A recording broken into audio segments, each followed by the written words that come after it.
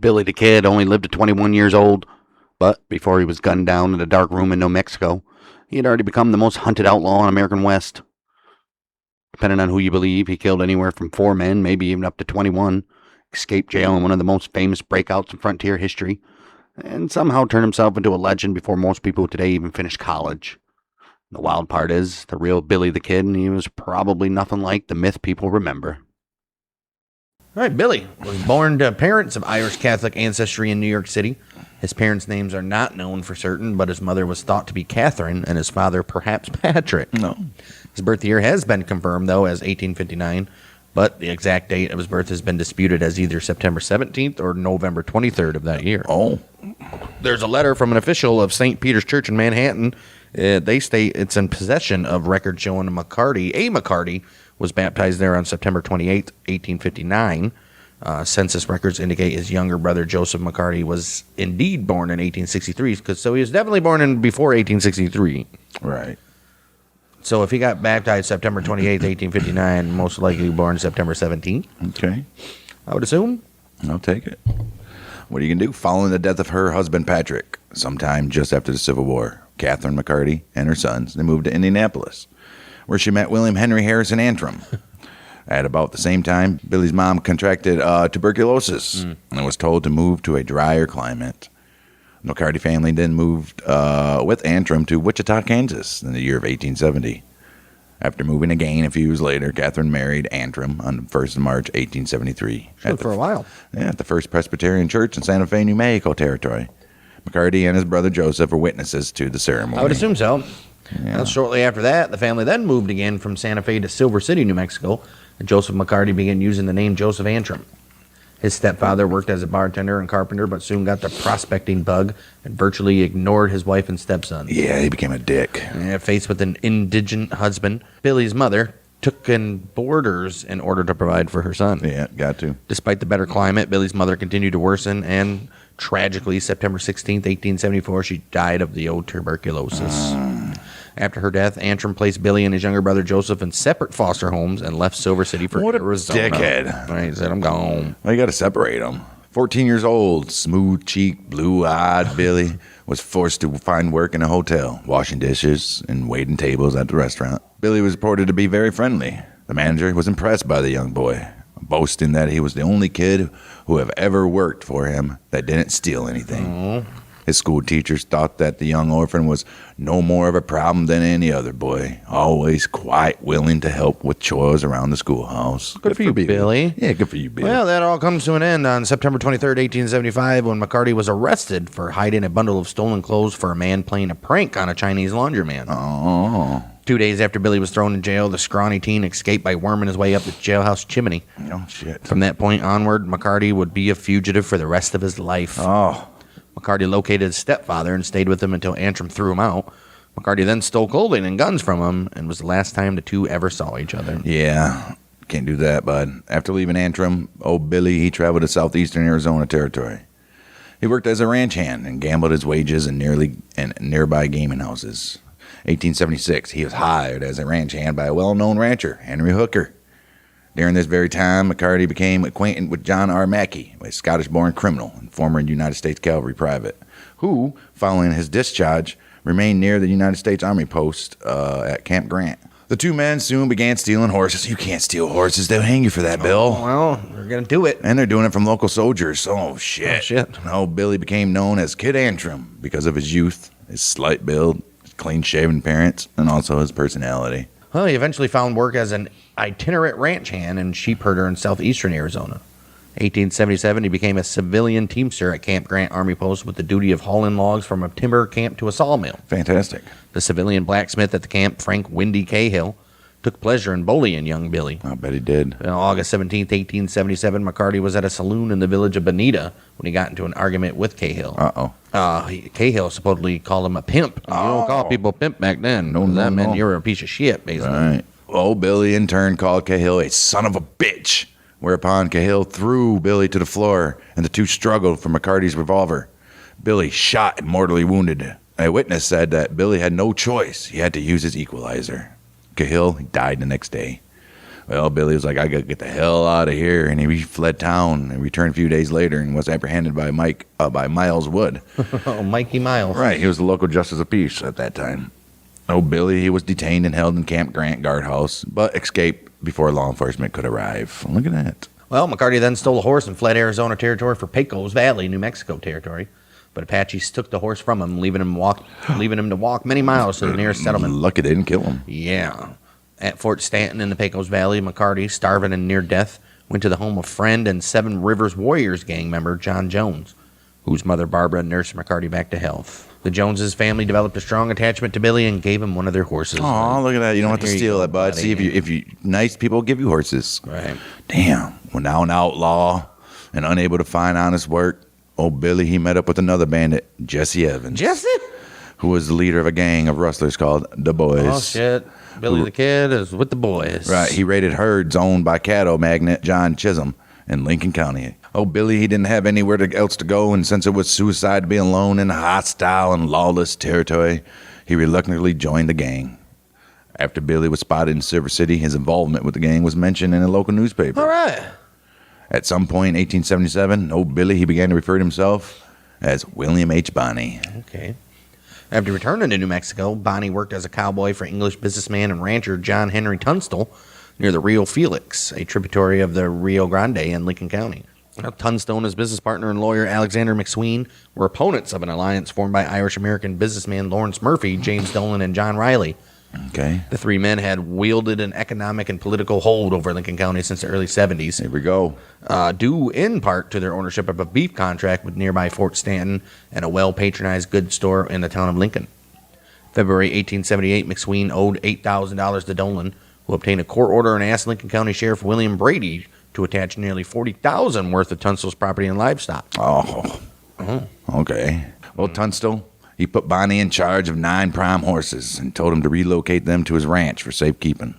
Meanwhile, Sheriff Brady assembled a large posse to seize Tunstall's cattle.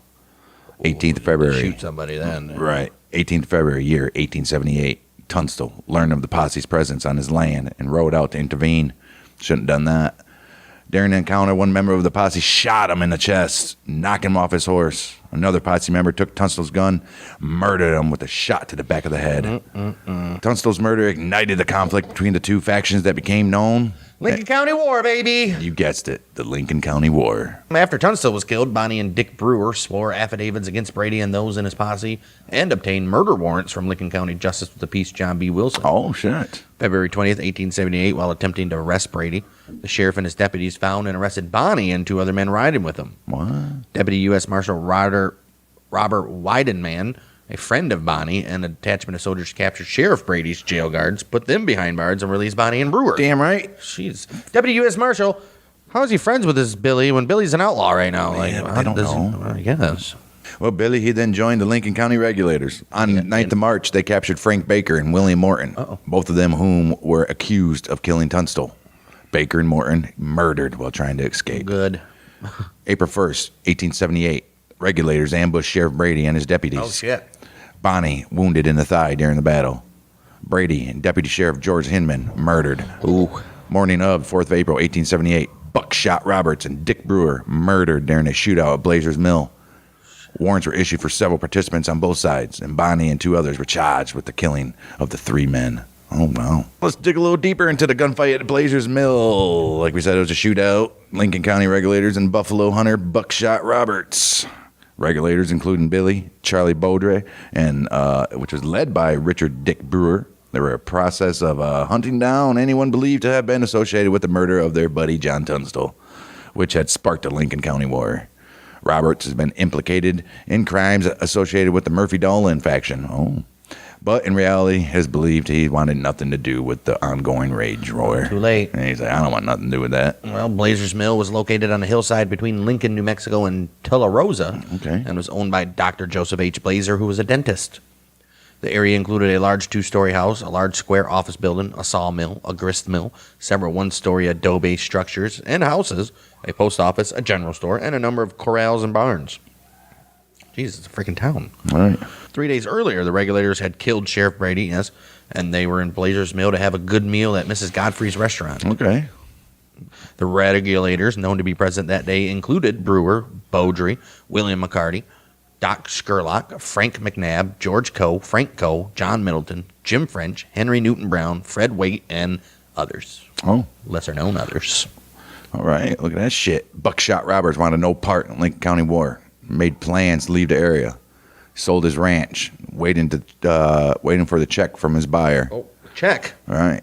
On the day in question, Roberts rode his mule into Blazer's Mills. Looking to collect his check, he was shocked to discover that the entire upper echelon of the regulators were eating lunch in a nearby building. Oh, shit. They had left the area around Lincoln, New Mexico, after killing Sheriff Brady just 3 days earlier. One of them, Franco, he sat with Roberts on the steps of the main house. He tried talking him into surrendering. He's like, come on, man. The old gunman, he said, I can't do that. I cannot do that because I would be killed by vengeful cowboys. I know. Well, Regulator Chief Dick Brewer grew impatient with the standoff and sent a few of his men outside to take Roberts into custody. At the sight of the armed, quickly walking cowboys, Roberts jumped up, aimed his Winchester. Both he and Charlie Beaudry fired at the same time. Damn. Roberts was struck in the stomach while his shot hit Beaudry's belt buckle, severing his gun belt and knocking the wind from him. Oh. Dangerously wounded, Roberts kept pumping bullets at the regulators as he retreated to the doorway. John Middleton was seriously wounded in the chest. One slug grazed Doc Skurlock and another struck George Coe in the right hand, costing him his trigger finger. Oh, no. Well, once Roberts' rifle clicked empty, Billy the Kid dashed from cover to finish off the wounded gunman, only to be knocked senseless by the barrel of the Winchester. Oh, shit. Oh, son of a bitch. Barricading himself in the house. Buckshot Roberts ignored both his painful wound and the regulator's gunshots. Armed himself with a single shot 50-70 government Springfield rifle belonging to Blazer. Oh. And he readied himself for a fresh onslaught. Stunned by the turn of events, the regulators tended to their wounded and tried to get Roberts to come out. Frustrated that none of his men dared to approach the fortified adversary, Brewer circled around the main house, took cover behind some stacked logs, opened fire on the room where the wounded man was lying prone on a mattress in front of a barricaded doorway. Old Buckshot himself, seen the cloud of gun smoke from the log pile, opened fire when Brewer put his head up again, striking the cowboy in the eye. Damn. The regulators, demoralized by their casualties, pulled out, left the area. Buckshot Roberts, dead the next day. He and Dick Brewer buried side by side near the big house where the gunfight occurred. Damn. Damn. Killed each other and then buried with each other. Murder them bastards. All right, like we know that Bonnie and two others were charged with killing the three men there. Right. After that, on the night of Sunday, July 14th, McSween and the regulators, now consisting of a group of about 50 or 60 men, went to Lincoln and stationed themselves in the town among several buildings. At the McSween residence were Bonnie, Florencio Chavez, Jose Chavez E. Chavez, All right. Jim Chavez, French, Chavez. Harvey Morris, Tom O'Folliard, and Ignacio Salazar, among others. Another group led by Marin Chavez and Doc Skurlock positioned themselves on the roof of a saloon. Henry Newton Brown, Dick Smith, and George Coe defended a nearby adobe bunkhouse. Damn, dude. Tuesday, 16th of July, newly appointed Sheriff George Pepin sent sharpshooters to kill the McSween defenders at the saloon. Pepin's men retreated when one of the snipers, Charles Crawford, was killed by Fernando Herrera. Sniper, bud. Pepin then sent a request for assistance to Colonel Nathan Dudley, commandant of nearby Fort Stanton. Oh, shit. In a reply to Pepin, Dudley refused to intervene, but later arrived in Lincoln with troops, turning the battle in favor of Murphy-Dolan faction. Shooting war broke out on Friday, July 19th. McSween's supporters gathered inside of his house. When Buck Powell and Deputy Sheriff Jack Long set fire to the building, the occupants began shooting. Bonnie and the other men fled the building when all the rooms but one were burning. During the confusion, Alexander McSween shot and killed by Robert Beckwith, who was then shot and killed by William H. Bonnie himself. Shit. Well, Bonnie and three other survivors of the Battle of Lincoln were near the Mescalero Indian Agency when the agency bookkeeper Morris Bernstein was murdered on August 5th, 1878. All four were indicted for the murder, despite conflicting evidence that Bernstein had been killed by Constable Atanasio Martinez. Oh, no. All the indictments except Bonnie's were later quashed. Of course. Why Bonnie's? Man, you know. In the fall of 1878, retired Union General Lew Wallace became the new territorial governor of New Mexico. Fantastic. Good for Lou. In order to restore peace to Lincoln County, Wallace proclaimed an amnesty for any man involved in the Lincoln County War that was not already under indictment. It specifically excluded persons who had been convicted of or indicted for a crime and therefore excluded Old Billy. All right. February 18th, 1879. Billy the Kid and friend Tom O'Folliard, they were in Lincoln. and they watched as attorney Houston Chapman was shot and his corpse set on fire. Damn. According to eyewitnesses, the pair were innocent bystanders, forced at gunpoint by Jesse Evans to witness the moida. Bonnie, he wrote to Governor Wallace on the 13th of March, 1879, with an offer to provide information on Chapman murder in exchange for amnesty. A little snitch. Yeah. Well, Wallace was intrigued by rumors that McCarty was willing to surrender himself and testify against other combatants if amnesty could be extended to him. March of 1879, Wallace and Billy met to discuss the possibility of a deal. True to form, McCarty greeted the governor with a revolver in one hand and a Winchester rifle in the other. A revolver. A revolver. After several days to think the issue over, Billy agreed to testify in return for an amnesty. 20th of March, Wallace wrote to Bonnie, to remove all suspicion of understanding, I think it better to put the arresting party in charge of Sheriff Kimbrough, who shall be instructed to see what no violence is used. That no violence is used. Okay. Bonnie responded on that very same day, agreeing to testify and confirming Wallace's proposal for his arrest and detention in a local jail to assure his safety. 21st of March, Bonnie let himself be captured by a posse led by Sheriff George Kimball of Lincoln County. Shouldn't have done that. Well, as agreed, Bonnie provided a statement about Chapman's murder and testified in court. Even though his testimony helped to indict one of the most powerful House faction leaders, John Dolan, the district attorney, defied Wallace's order to set Billy free after testifying. However, Billy was a skilled escape artist, as we know, and escaped from the Lincoln County Jail on June 17, 1879. Sure did. For the next year, he hung around Fort Sumner on the Pecos River and developed a fateful friendship with a local bartender named Pat Garrett, who we all know would later be elected sheriff of Lincoln County. As sheriff, old Garrett, he was charged with arresting his friend, Henry McCarty, also known as Billy the Kid. Yes. At this same time, Billy had formed a gang, referred to it as the Rustlers, or simply Billy the Kid's gang. They survived by stealing and rustling as he did before. Hey, ain't broke, don't fix it. Right. The core members of the gang, Tom O'Folliard, Charlie Baudry, Tom Pickett, Billy, of course, Dirty Dave Rudaball, Dirty Dave Rudaball, baby. and also some guy named Billy Wilson. Wallace and Wilson. Bonnie avoided further violence until January 10th, 1880, when he shot and killed Joe Grant, who was a newcomer to the area. That was at Hargrove's Saloon in Fort Sumner, New Mexico. Santa Fe Weekly New Mexican reported, Billy Bonnie, more extensively known as the Kid, shot and killed Joe Grant. The origin of the difficulty was not learned. According to other contemporary sources, Bonnie had been warned Grant intended to kill him. Oh. Well, he walked up to Grant, told him he admired his revolver and asked to examine it. Oh. Well, look at that. That's nice. Well, Grant was like, here you are. Grant intended to kill him and still gave his revolver to him? Yeah. I mean, that guy's pretty dumb. I don't think he knew it was Billy, though, at first. Grant handed it over to Billy. Before returning the pistol, which Bonnie noticed contained only 3 cartridges, he positioned the cylinder so the next hammer would fall that would land on an empty chamber. Good for you, Billy. Grant suddenly pointed his pistol at Bonnie's face and pulled the trigger. Hey, we would have been dead, dude. When it failed to fire, Bonnie drew his own weapon, shot Grant in the head. A reporter from the Las Vegas Optic quoted Bonnie as saying the encounter was a game of 2, and I got there first. You did.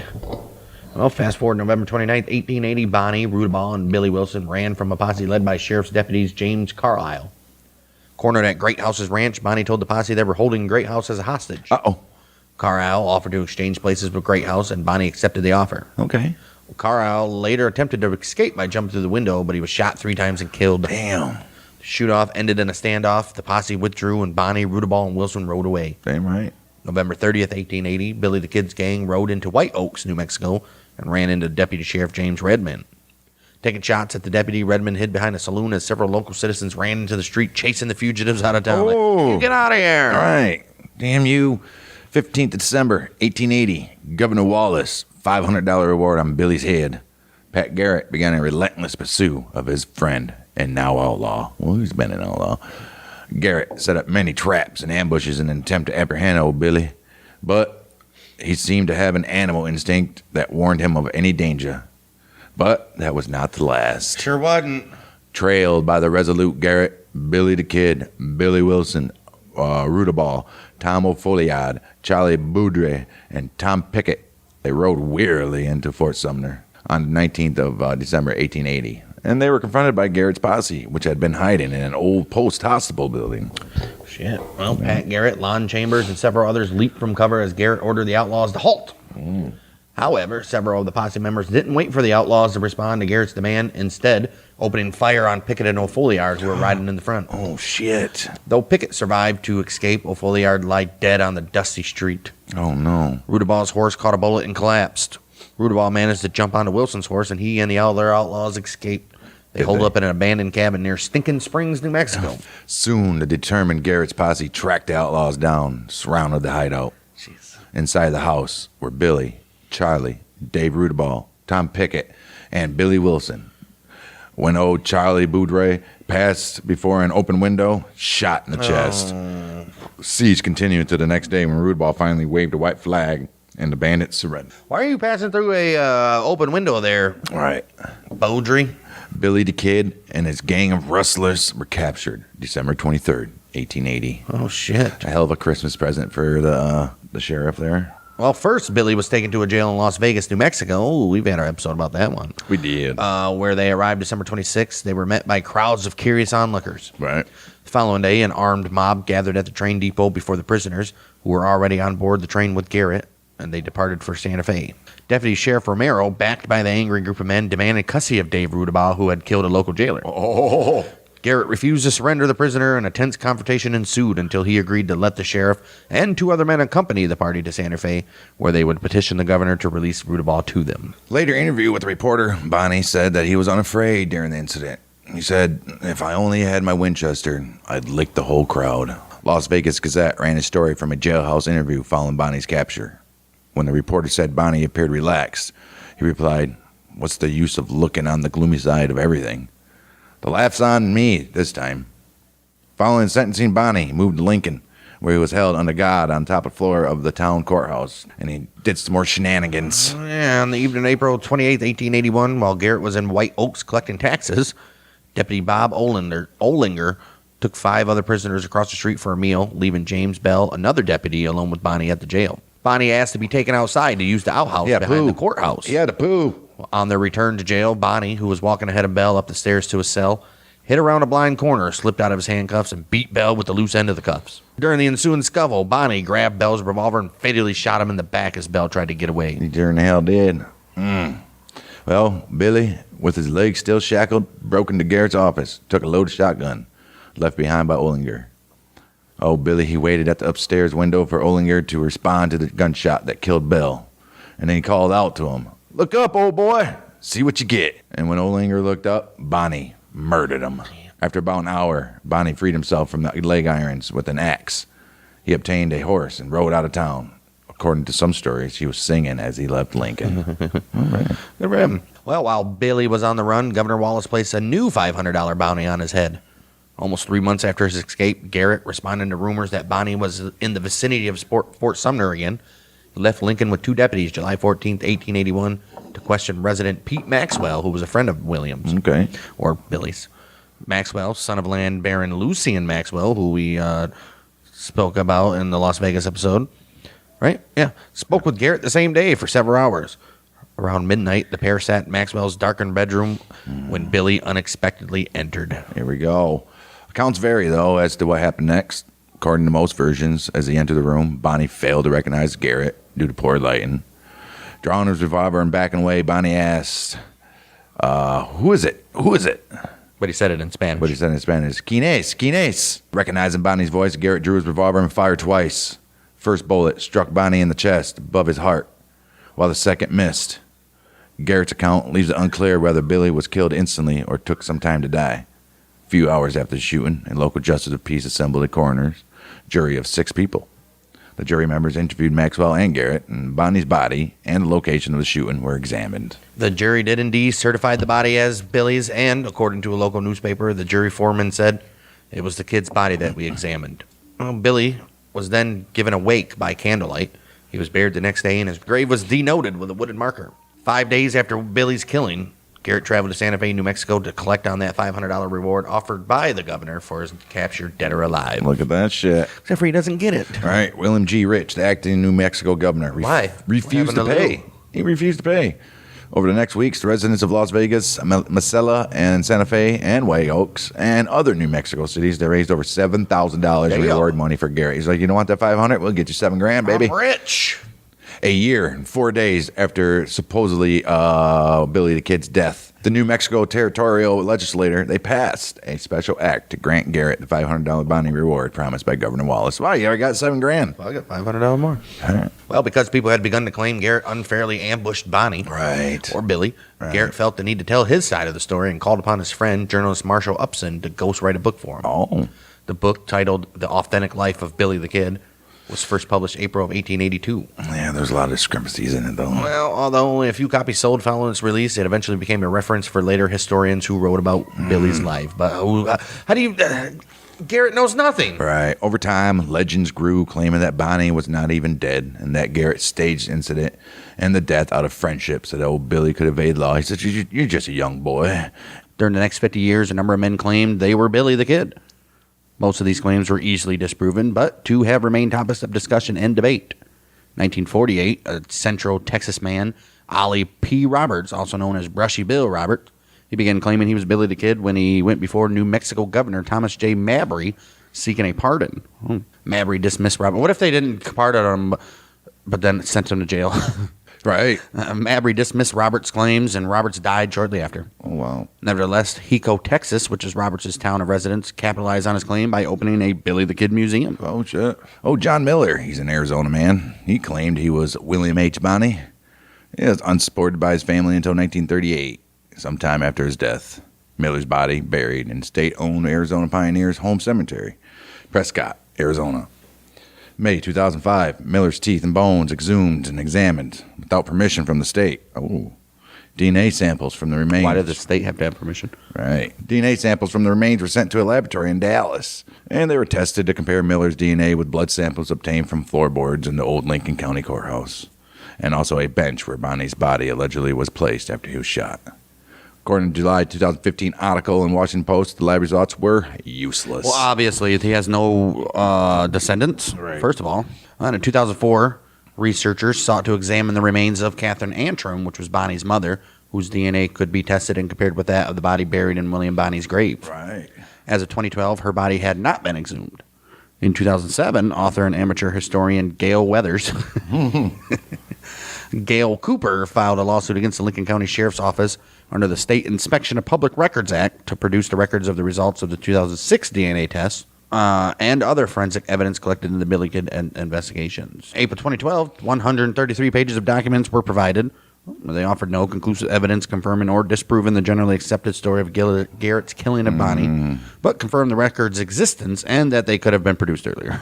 2014, Cooper awarded $100,000 in punitive damages, but the decision was later overturned by the New Mexico Court of Appeals. The lawsuit ultimately cost Lincoln County nearly $300,000. February, year 2015, historian Robert Stahl, he petitioned a district court in Fort Sumner, asking the state of New Mexico to issue a death certificate for William H. Bonney. 2015, in July, Stahl, he filed a suit in New Mexico Supreme Court.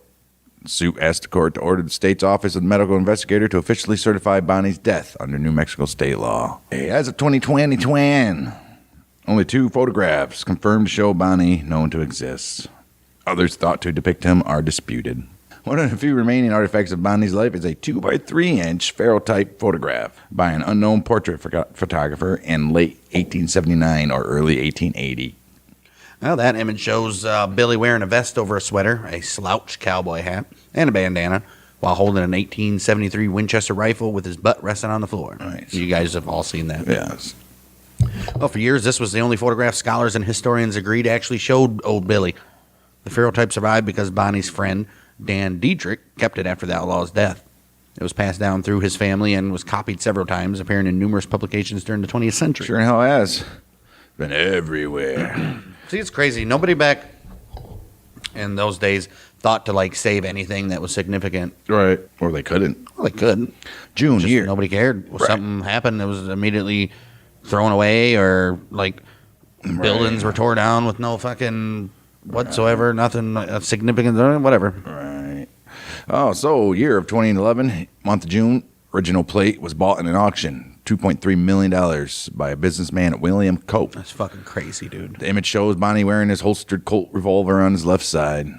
This led historians to believe that he was left-handed, but they did not take into account that, guess what? Back in those days, those Pharaoh-type cameras, they produced reversed images. So these are fucking retarded ass historians. Sorry for my R word. No, I'm not. But how are you a historian and don't know that the Pharaoh-type was backwards? Because they're dumb. 1954, Western historians James Horan and Paul Sand, they wrote that Billy was right-handed and carried his pistol on his right hip. The opinion was confirmed by Claude Jevons, a former curator of the National Film and Television Archive. Several historians have written that Bonnie was ambidextrous. Yeah, ambidextrous. No, those are just the idiots that said he was left-handed at first and then try to Right. justify their dumbness by saying he was ambidextrous. Right. Well, a 4.6-inch Pharaoh-type purchase at a memorabilia shop in Fresno, California, in the year of 2010 has been claimed to show Bonnie and some members of the Regulators playing croquet. Yeah, that one's showing around too, but I don't know. Maybe. Well, if authentic, it is the only known photo of Billy the Kid and the Regulators together, plus the only image to feature their wives and female companions. Collector Robert G. McCubbin, an outlaw historian, John Bossenecker, they concluded in 2013 that the photograph does not show William H. Bonnie. Oh. Did they conclude that? Right. Whitney Braun, a professor and researcher, located an advertisement for croquet sales for croquet sets sold at Chapman's General Store in Las Vegas, New Mexico, dated to June 78. Oh, dude, this dude with back then no pictures of this guy, and yet Everybody knew who he was as soon as he Right. walked into town. right. Suspicious there, huh? Oh, Kent Gibson, he's a forensic video and still image expert. He offered the services of his facial recognition software. And he stated that Billy is indeed one of the individuals in that very image. So Whitney Braun, nope, the other guy can The other suck two a dick. guys. In August of 2015, Lincoln State Monument officials and the New Mexico Department of Cultural Affairs, they said that despite the new research, they could not confirm that the image shown Bonnie or others from the Lincoln County War era. According to the monument manager, Gary Cousins, he says, well, Who put these guys in charge of Right. what or not is a fucking photo? put this shit in there. Jeez. Say old picture. All right. Photograph curator at the Palace of the Governor's Archives, Daniel Kosharek, he said the image is problematic on a lot of fronts. Uh-oh, well, what's first? Including the small size of the figures and the lack of resemblance of the background landscape to Lincoln County or the state in general. Okay. A building. Editors from the True West magazine staff said, no one in our office thinks this photo is of the kid and the Regulators. Early October 2015, Kagan's Inc. It was as a numismatic authentication firm. right. Said the image was authentic after a number of experts, including those associated with the recent National Geographic Channel program, examined it. I mean, come on. Here we go. Is it like the FBI trying to do something here? Because that's what it feels like. Right. You don't know how catty the fucking scientific and like historian professions are, dude. Oh, it's Or any profession like that. Archaeologists, all of them. If you have an outside the box point that's not agreed on by all the archaeologists or something, you're going to be shunned and talked about and considered false. Right. And nobody ever, you're a fucking kooky guy. Right. And you're discredited and crazy. And whenever you hear stories like that, that means it does exist and you can do it. Right. 2010, New Mexico Governor Bill Richardson, he turned down a request for a posthumous pardon of Bonnie for the murder of Sheriff William Brady. The pardon considered was to fulfill Governor Lew Wallace's 1879 promise to Bonnie. Richardson's decision. Yeah, I mean, he did promise. they should do it. Right, I bet it's in writing too. Richardson's decision, citing historical ambiguity, it was announced on the 31st of December on New Year's Eve, 2010, his very last day in office. Look at Like, that. I'm not going to get no lashback for this because lashback. Right. Wow. 1931, Charles W. Four, an unofficial tour guide at Fort Sumner Cemetery, he campaigned to raise funds for a permanent marker for the graves of Bonnie, O'Folliard, and O'Boudre. As a result of his efforts, a stone memorial marked with the names of the three men and their death dates beneath the word pals was erected in the center of the burial area. 1940, stonecutter James N. Warner of Salida, Colorado, made and donated to the cemetery a new marker for Bonnie's grave. It was then stolen February 8th, 1981. Of course, why not? But recovered days later in Huntington Beach, California. That's a hell of just on the beach. Right. On the beach. New Mexico Governor Bruce King arranged for the county sheriff to fly to California to return it for Fort Sumner, where it was reinstalled May of 81. Damn. Although both markers are behind iron fencing, a group of vandals entered that enclosure at night in June 2012 and tipped the stone over. Jeez. What a Come bunch of on. dicks, dude. People are just freaking retarded. In his short life, old Billy, he was known to have killed 21 men, one for each year of his life.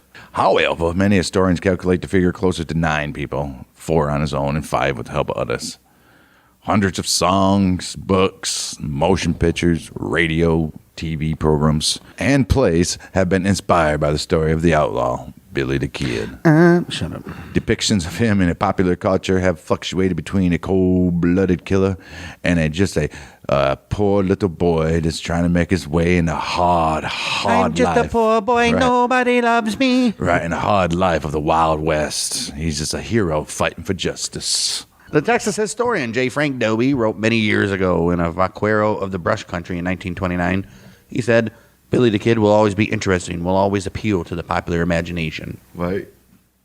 Well, a plethora of writers and filmmakers have depicted Billy as the personification of either heroic youth or juvenile punk. A few have attempted to portray a more complex character. All right. Okay. In any case, the dramatic aspects of his short life and violent death still appeal to popular taste. Yes, as we're talking about it right now, and he does so remain an icon of teenage wasteland. Right. The mythologizing of his story continues with new works in various media. It's a poem, I think, right? Looks like a poem. It says, "'Twas on the same night when poor Billy died, he said to his friends, I'm not satisfied. There are 21 men I have put bullets through, and Sheriff Pat Garrett will make 22. Now this is how Billy the Kid met his fate. The bright moon was shining, the hour was late. Shot down by Pat Garrett, who once was his friend. The young outlaw's life had come to an end. There's many a man with a face fine and fair, who starts out in life with a chance to be square. But, just like poor Billy, he wanders astray and loses his life in the very same way."